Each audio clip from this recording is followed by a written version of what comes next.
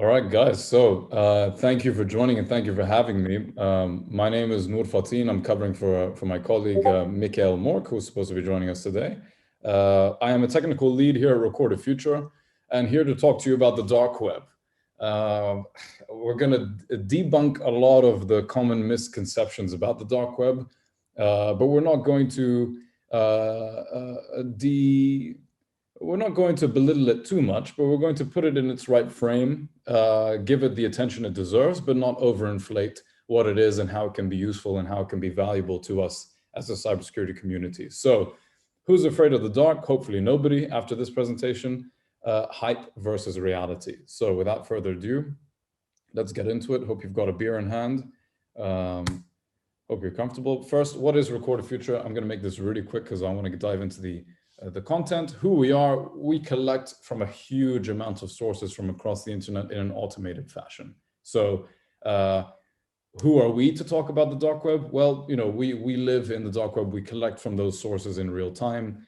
We have a huge amount of collection across hacker forums, criminal forums, dark web collection in Chinese, Russian, Portuguese, English, German, Spanish, wherever there are major languages in these forums. We seek to collect that information. So who are we? We're a cybersecurity intelligence provider. We collect a huge amount of intelligence from across the globe, from open, deep, technical, dark sources, and we process that and provide it to our clients in real time. Just a little detail into some of our secret sauce. Our machine can actually read a sentence and identify what is called entities. You might be thinking, why, Nour, are you telling us this? This will become very important later on in the presentation when we talk about how we categorize different entities in the dark web. So, for example, the paragraph that you see below you, we're able to identify countries, malware names, threat actors, the targets in question, the indicators of compromise. So the machine actually understands the context of what it's reading and what is actually happening. So very simply, data is collected on the left. It comes into the platform in the middle. It is then sent to our clients in a wide variety of ways. So that's enough of that. So what is the dark web? Let's dive into this and let's talk about what is actually the dark web. And you're all familiar with this graphic. We're probably tired of seeing it as it's a classic example of misrepresenting the dark web, in my opinion. That's just my personal opinion. It always illustrates the internet as this giant iceberg with the tip being the open web that you and I and everyone here will interact with on a day-to-day basis, anything indexed by a search engine. And then underneath that tip is this giant dramatic world of unindexed information and dark intent and criminal activity and so on and so forth. The divide between those two is true, but as you'll see later on in this presentation, it's not quite the underground vast iceberg that we've come to illustrate in recent years in the cybersecurity industry. It's actually quite the opposite, and you'll start to see that later, where actually, you know, the iceberg is sort of the majority of it is sticking out of the water, and very little of it is actually underwater. But we'll get into that in just a second. So, in short, surface web is anything that you and I and everyone on this call will interact with, which is anything indexed by a search engine, anything addressable by, or sorry, excuse me, reachable via a search engine. Anything that is deep web is something that is not indexed by a search engine. Unindexed sites, intranets, things like, you know, private networks, medical records, academia, those are all intranets that won't be indexed. And then the dark web is anything that needs a specialist technology to access and is criminal in nature. Okay, so as we've explained, the term dark web is sort of all-encompassing. Some people mix the two terms together between Tor and dark web. The two are not the same. The dark web is any portion of the internet or the World Wide Web that requires specialist software or technology in order to access. That includes the Tor network, right? The Tor network is just a subset of that quote-unquote dark web. The Tor is, you know, anyone can download the Tor browser or bundle from across the internet. It's a free open source software that was initially designed for military application. that allows for anonymous communication across the existing infrastructure of the internet. So there's no dedicated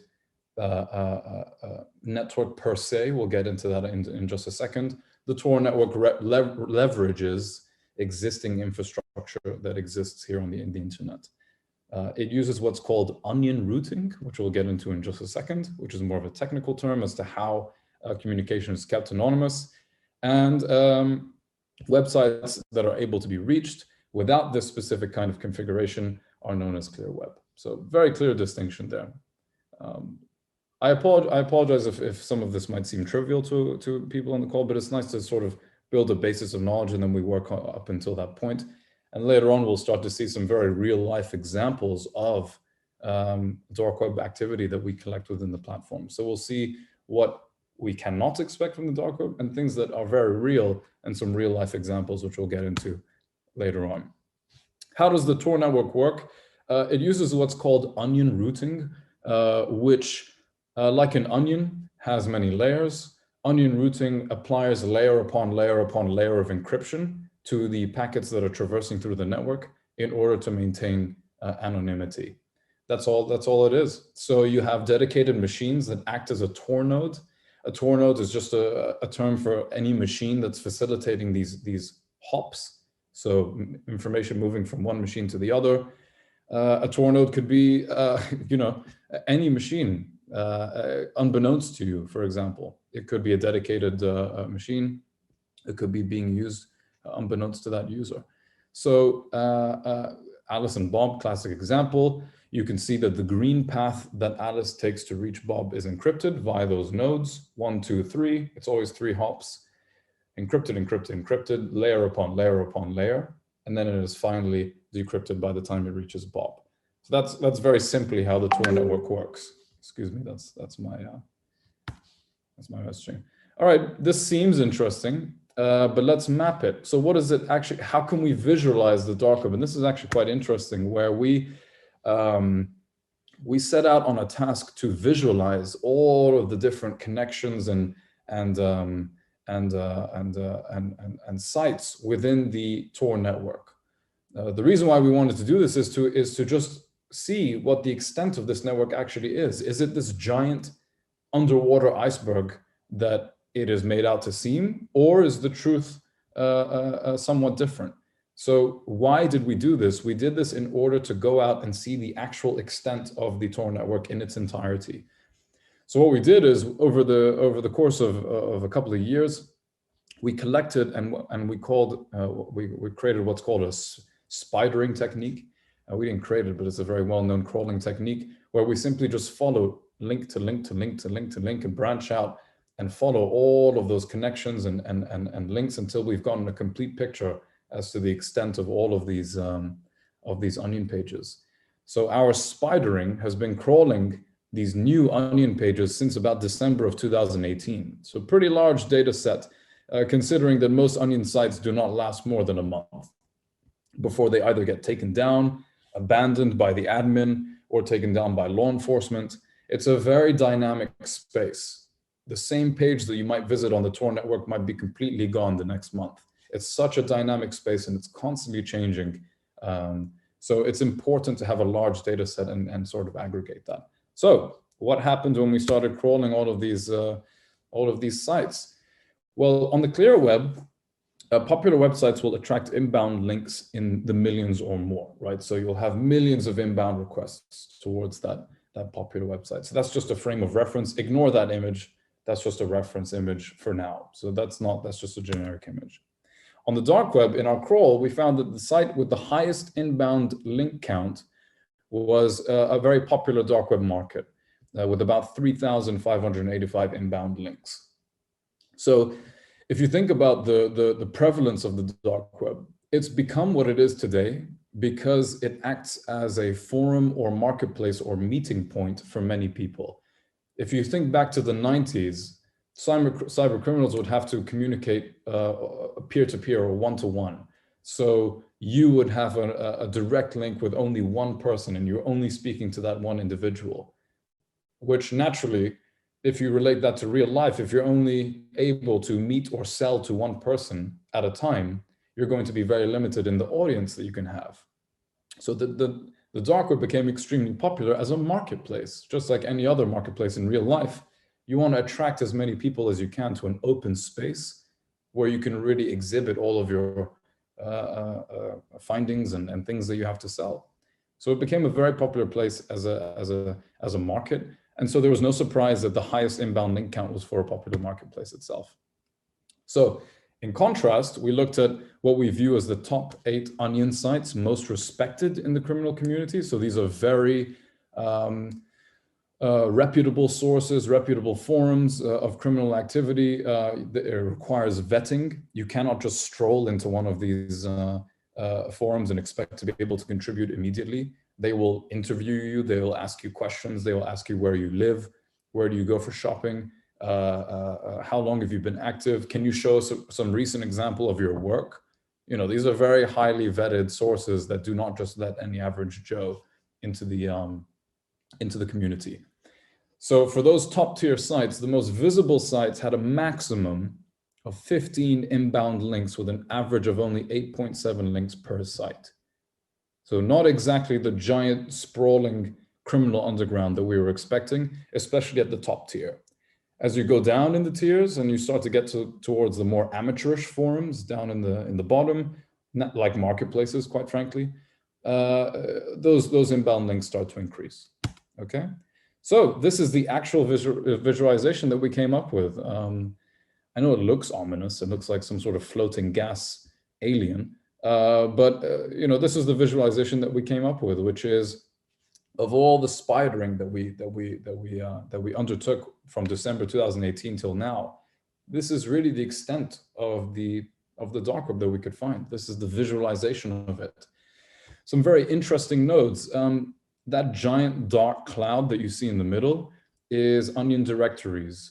So popular directories for people to go to find the sites that they need. So naturally, that's going to be the first place that everyone congregates before they move on to their eventual destination of choice within the dark web. Very interesting that 2 giant blobs down at the bottom are the 2 most popular markets. So like we said, the marketplaces tend to attract the most people, or the most inbound links, excuse me. Credit card fraud communities, again, lots of activity there. And then finally, a Bitcoin Explorer down in the middle. And you can just see how many disparate little satellite nodes there are in this graph, which really tells you the sort of dispersed nature of the dark web. It's not really this giant rigid structure. It's very much a dynamic, floating entity that very much changes and shifts every day as marketplaces get taken down. Interests change, sophistications change, admins bicker with each other, and then the one robs the other and, you know, runs away with all the money that was earned in the marketplace. Very common thing to occur. So it's very interesting to see this visualization of just the extent of the dark websites that we can find on the Tor network. So how big is it exactly? So how big was that graph, just for reference? So we saw in total 260,000 onion links discovered. Of those, 55,828 of those, total number of onion domains discovered. And then a subset of those, 8,416 total number of domains live on the Tor network during our crawl. So about 15% were even alive.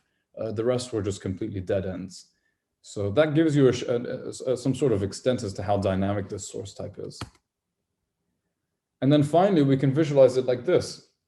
If we were to take the total Tor network that we were able to crawl, a single domain within that Tor network, and then extrapolate that or represent that as a total amount of the internet, our study reveals that Tor actually contains about 0.005% of the number of surface web domains out there total, which is quite shocking, right? I mean, that's completely the opposite of the image that we were given earlier.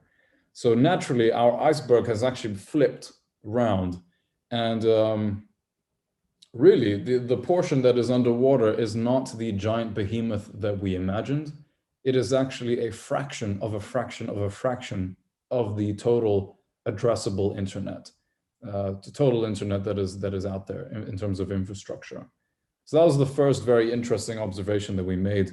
And we're not doing this for fun. We do this because we offer this service for clients, but it was very interesting to use our crawling capabilities to conduct this little exercise. So, you know, sort of two-pronged approach here. One, we're trying to spider everything and crawl everything just for our clients' sake, but also in doing so, it gave us some very interesting insights as to the actual reality of the dark web. And that's really important. Okay, so how about languages? What are all these people speaking? Well, 86% are speaking English. So from a language standpoint, the dark web is pretty homogeneous, or more homogeneous than the clear web. So 86% of the sites that we crawled in the dark web have English as their primary language, followed by Russian, followed by German, actually. So I personally would have expected that last 1.6% to be Chinese, but that's not the case. It's actually German. So German cybercriminal activity is actually quite significant, very large presence in the grand scheme of things. If you imagine that Russian sites only contribute towards 2.8, that's pretty significant. On the clear web, however, English only represents about 54%, according to different reports and research pieces that have been done. So it's actually quite homogeneous across the dark web, that English is the lingua franca, if you want to call it, probably the most popular language. So then naturally, you can think of it like this. Clients always come to us and say, well, what about X language? How about X home language of mine on the dark web? Well, you know, chances are not many people are speaking that language on that forum. So it's not that we don't want to collect in that language, it's because there isn't much out there. And until we see that thriving community, then we can justify collecting in that language. For example, Portuguese. Brazilian cyber criminal activity has exploded over the past 2 years. So naturally, Portuguese represented a larger proportion of the languages spoken on these forums.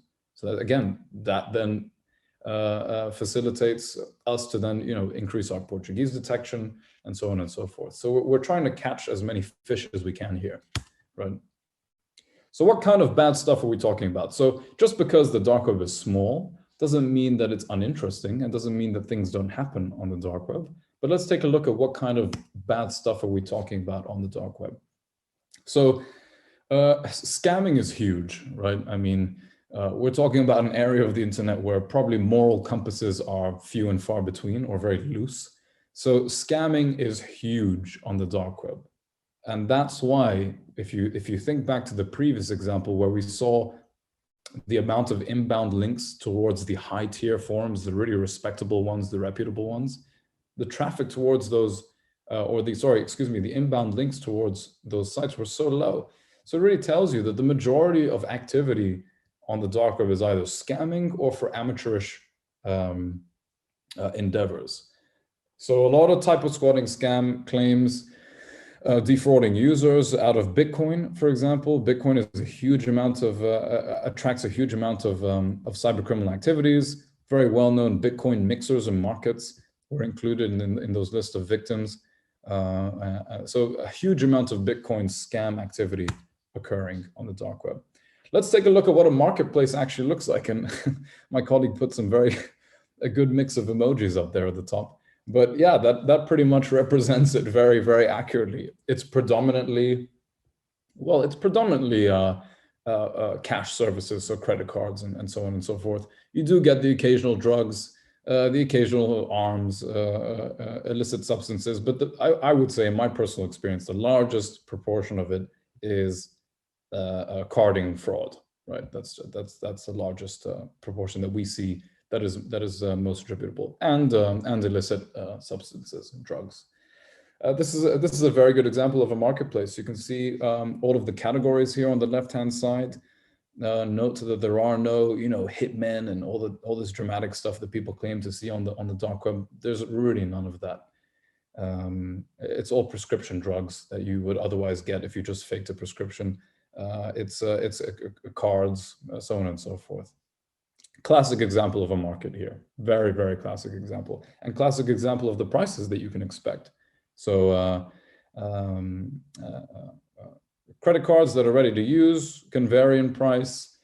What else are we seeing here? Yeah, again, ranging from $10 to $20. That's the very, very typical marketplace that we see.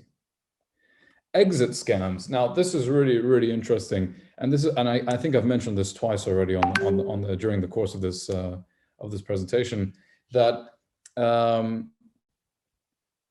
admins of sites will typically scam each other, and one will just take all the funds and leave, leaving not only the other admins of that site with nothing, but also leaving all of the clients of that marketplace with nothing. Prime example here in Empire Market, we saw that this apology letter went out to all of the constituents saying, you know, I'm crushed and ashamed by my admin's apparent decision to disappear with your funds. As an extremely loyal person, I believed in my leader through the very end. I still believe even now, as irrational hope fades for their return. It's hard to grasp, but this is really happening. I'm in shock. It always, I always find it hilarious how much of a moral high ground these admins take. You know, they always write in this dramatic prose where they really expected, you know, good conduct, and they really expected everyone to just, you know, get along and act in accordance. And there's almost an expectance of you know, good manners and behavior. So I just find it hilarious how, and then they always send out messages like this, where they've been severely disappointed and this is a tragedy, and you know, trust means nothing. I always find it very funny, given the nature of the business. So we see this all the time. It happens all the time. One admin will screw over the other, and will leave everyone in the marketplace, including the partners in that market, with nothing. Very common. Hitman scams. So again, scamming is very popular on the dark web. You know, you can use your imagination, build a page to offer some sort of fake service, and then just scam people to your heart's content. I'm yet to see it. I would, you know, I'm more than happy to be proven wrong, but I'm yet to see any sort of hitman for hire behavior on the dark web. It just doesn't happen. It's so easily traceable that you'd have to be quite amateurish to advertise your service so openly on the dark web, or on a Tor network. It just doesn't occur. I haven't seen it personally. I haven't seen any sort of trustworthy service where you can really, you know, go out there and hire a hitman. 99.99% of these are going to be scams. And this is a classic example of one of those. And this is what it looks like, you know, once that person has left that page on for 2 to 3 months. Even in this case, it was 4 years. They left the site on, promising services, people kept paying. And so that person is just going to collect those checks, not checks, but, you know, Bitcoin transfers, for example. And this was a prime example. One day you could navigate to the page that you've been buying from for years. And you say, look, you know, you've been scammed. Thank you very much. I've been visiting my scamming sites for over the last 4 years. You've all given me the possibility to collect more than 200 Bitcoin. I would have never expected that amount of payments, but really, are you all that stupid, and so on and so forth. So this guy's really rubbing it in everyone's faces. So absolutely, scamming is so popular on the dark web. Now it's culturally different.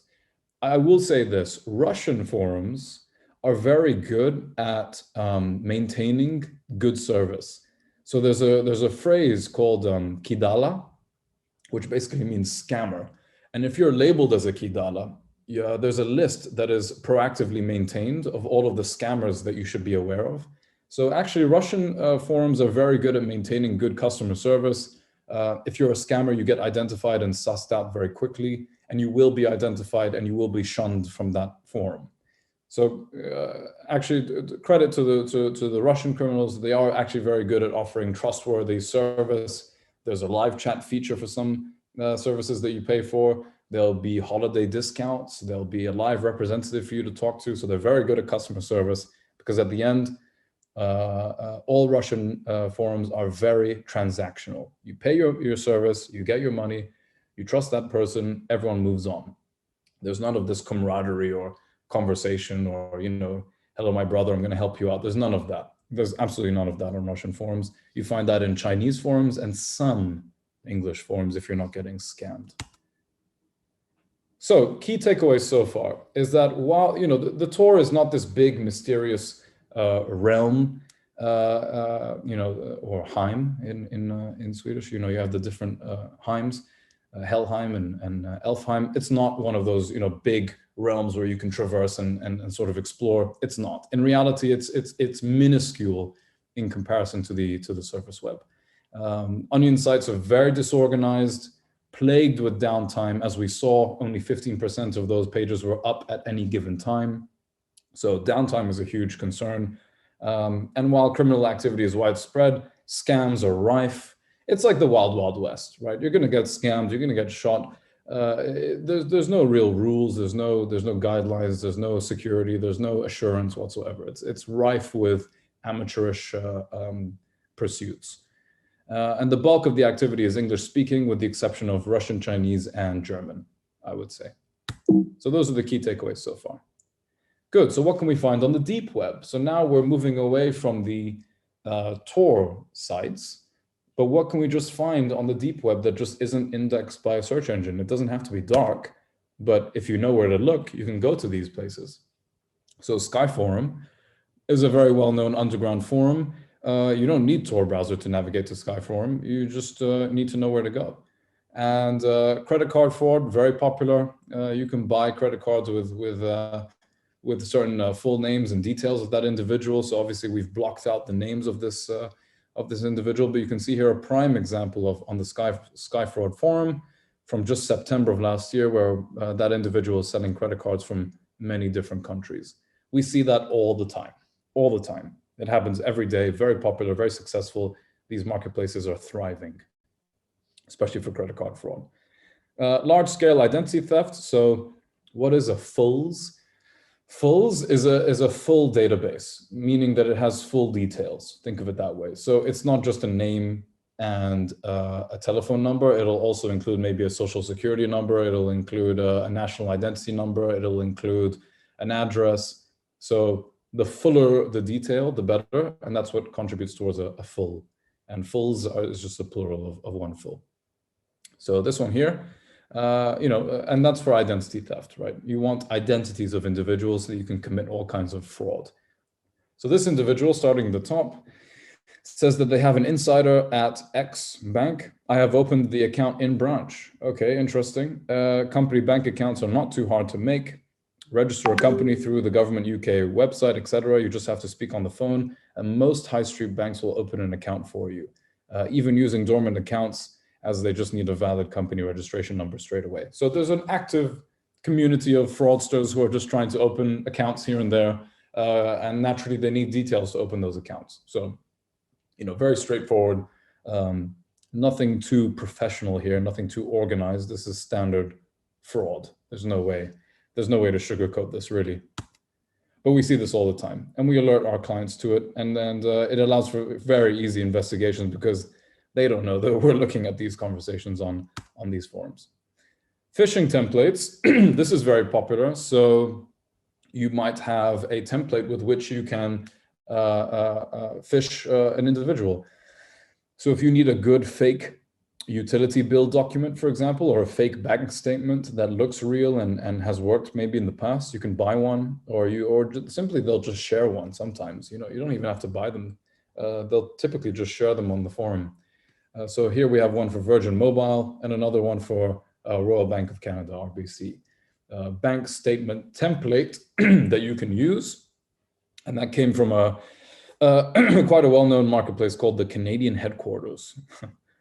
And that individual shared that particular file. So phishing is of course, extremely prevalent. It's still rife. These are the templates. If you've ever wondered where phishers get their templates from, this is likely to be one of those sources. Unless they're making it in-house or they're just writing the email themselves, there's different levels of sophistication. Some are using very legitimate files like this one. Some are using banking templates. Credential dumps, so these are very straightforward. We collect a huge amount of these, lots of credential dumps. We're not saying that the client themselves have leaked. What typically happens is that, let's say I use my recorded future email address, which I would never do, let's say I use it to buy flowers online, or I create a Netflix account, or I create a Spotify account. That's a big no-no, because when those third parties breach or suffer a breach, those logins are then available for threat actors to then try their luck with. Maybe try a variation of that individual's password. Even if that password doesn't work, now we have an email address that we can send a phishing email to. Huge, very common, happens all the time. Leak credentials have almost become a part of life nowadays in cybersecurity. Every company is going to have leak credentials. One or two will bubble up to the surface every now and then.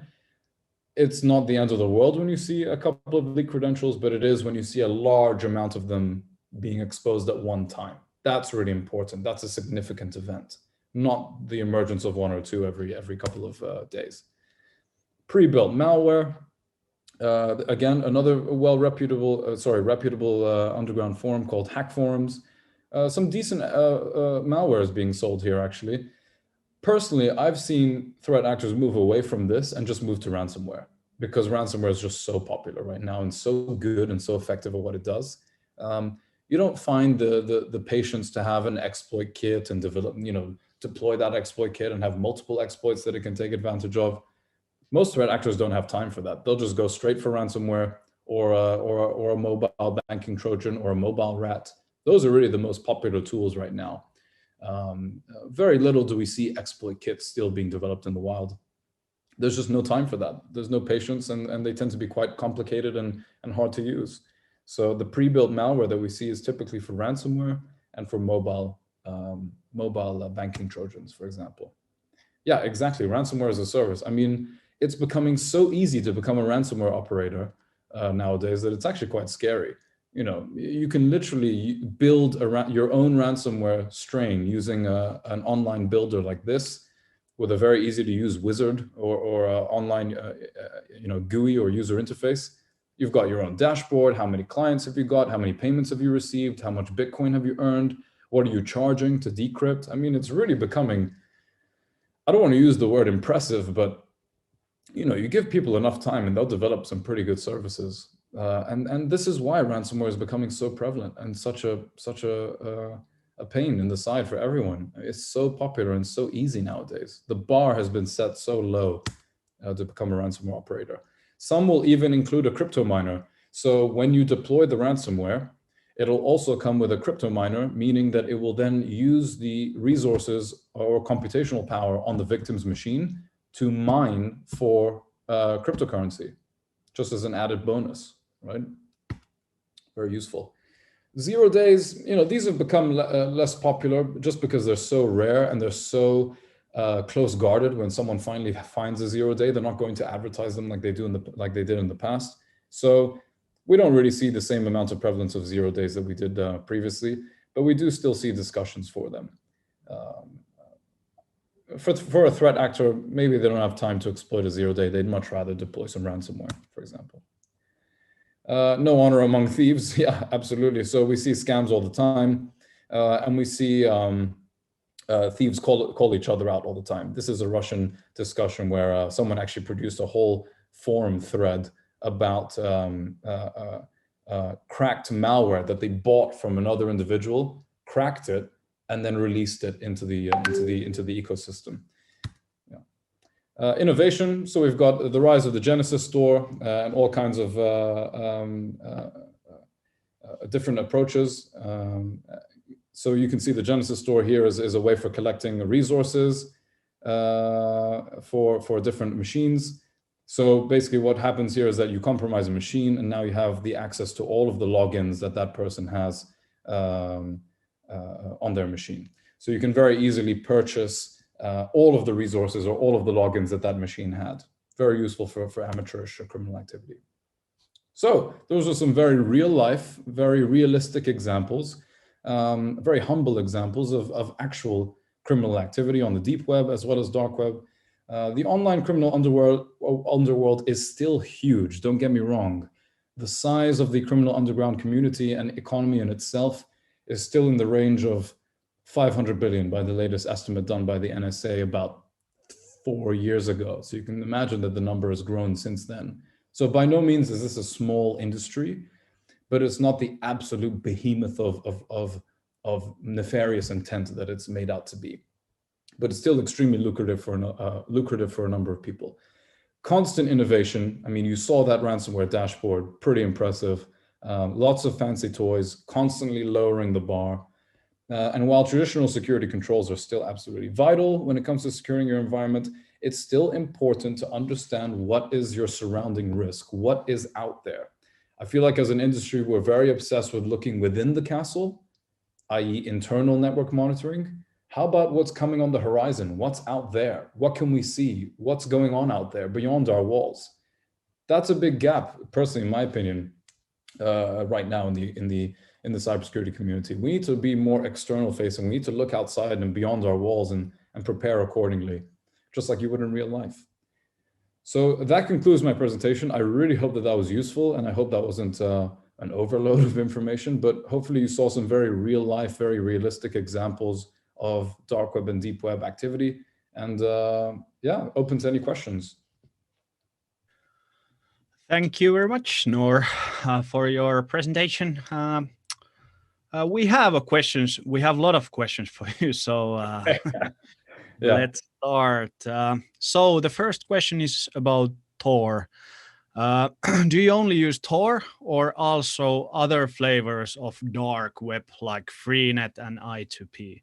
That's a really good question. Currently within our collection, we don't, because we just haven't seen the prevalence of it. So we primarily focus on Tor.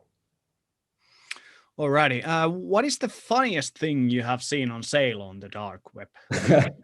Yeah, I remember way back, and my colleague Magnus will remember this. We used to see prosthetic masks that you could buy. So you could choose to buy a prosthetic mask that was tailored to your liking, and it would be super realistic, and you could wear it and maybe take a fake photo ID with it, or you could. It was being advertised as Hollywood quality prosthetic mask for sale. Yeah, that was pretty interesting. Super nice and creepy as well. Yeah, very, yeah. Who can you trust if not carders in dark web? Absolutely nobody. I would be a fool if I told you that you could trust anyone. There is an inherent layer of trust on marketplaces just because the economy needs to keep going. But do not trust anyone. Do not interact with anyone on the dark web. Beyond observing and just seeing it for yourself. Even then, I wouldn't recommend it until you really know what you're doing and you have proper OPSEC, operational security. Yeah. Is there a prominent NFT dark market already? NFT as the non-fungible tokens. Ooh, that's an excellent question. I would not be surprised if that didn't come up in the near future.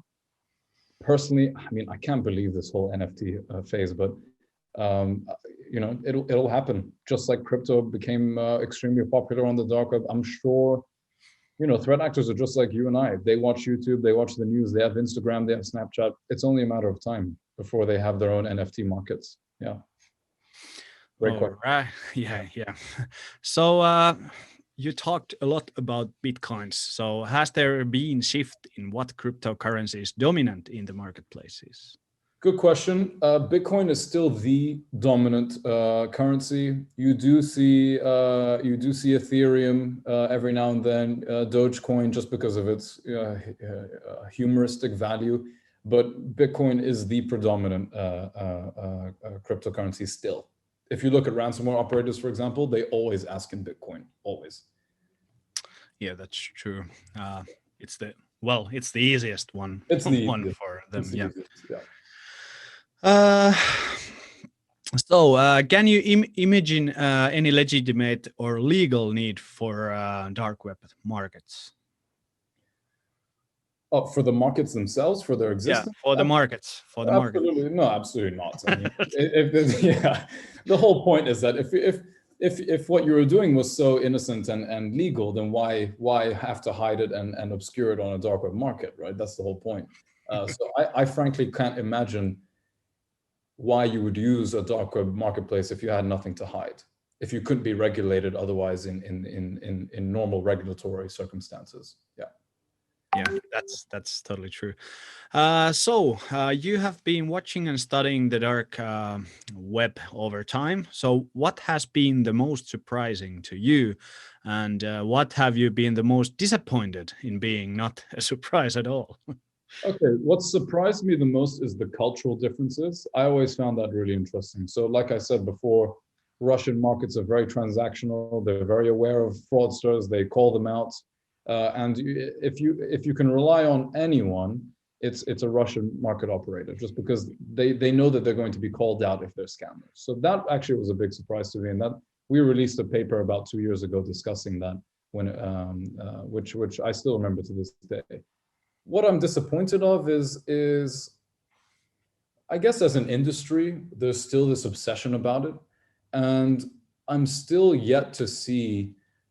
Um, it's such a post-mortem use case, monitoring the dark web, right? Because you're basically relying on things to have already leaked and things to have already gone south for you as an organization.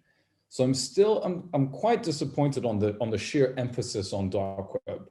Yes, it's important to have dark web monitoring, but I feel like we're ignoring a lot of the basics of cybersecurity, and we're just completely focusing on the dark web and relying on things to go south for them to then be discussed on a dark web forum to then find them. Whereas there are so many proactive ways to bolster your security, and there are so many more urgent things at hand than dark web monitoring. Personally, that's how I feel. It's important, but I feel like it's been given too much importance. Yeah, that's true, definitely. Do you have any idea of the price ranges of different 0 days? 0 days are expensive. They range in the thousands of dollars because they're so rare. And if that person wants to sell that 0 day, I mean, you could go into the tens of K if you really wanted to. There are firms out there, security firms, that are tasked with finding 0 days, and they will not sell them for cheap. Trust me. You saw the scandal with the firm, I forgot its name, but the one that was finding 0 days and selling them to governments around the world. I think it was called Pegasus malware. That's an expensive business. So they're the most expensive item on the dark web, I would say. Yeah, and basically you can only use them once, because when you burn it, Exactly. It's a burn. Exactly. You nailed it. Yeah. So a question about the deep web. Is it only basically a custom form of etc hosts file, or something more techy? Yeah, no, it's you look at the forums that are actually the hosting mechanisms are so rudimentary. A lot of them use VB Bulletin. You just need to know the IP address to navigate to. The forum infrastructure itself is very basic, very rudimentary. There's nothing fancy here. Trust me. If you went to some of these forums, they look like, forums they used to see in the early 2000s. There's nothing special about these whatsoever. Alrighty, then last question. Is dark web activity considered always criminal? Is there forums, example for activists or people under governments that don't have freedom of speech? That's a really, really good question. Okay, if you're avoiding governments, you typically use an encrypted channel to communicate out to the outside world. And the outside world will not be waiting for you on the dark web, they'll be waiting for you on the clear web, right? So yes, you can use the Tor network, but your ultimate destination is a very innocent place. You're purely using the Tor infrastructure to maintain privacy as you traverse the internet. You're not trying to get to a marketplace, for example. And to your other point, are there activists?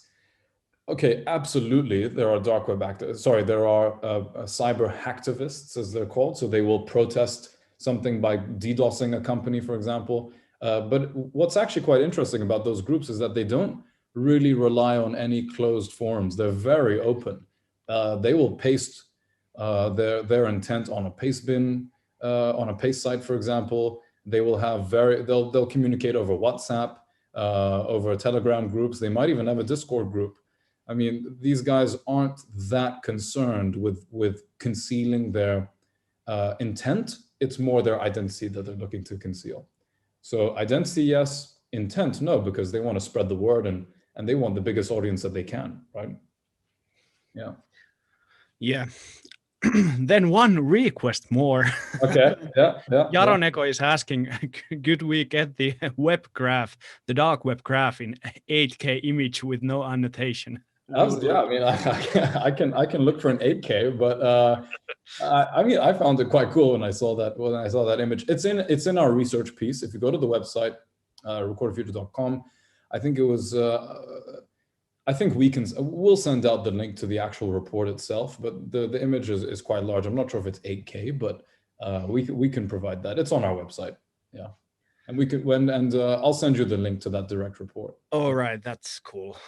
You can post it to the Discord as well. So yeah, exactly. Great point. Yeah. Yeah, but well, thank you very much, Nour, for replacing Michael. When my pleasure. Thank you for having me again. It's always good to be back. So yeah. Thank you for having me. It's nice to have you, and thank you for tonight. And we will have a few-minute break before the last talk. Thank you once again, Nour. Thank you, man. Thank you so much for having me. Thank you. Take care.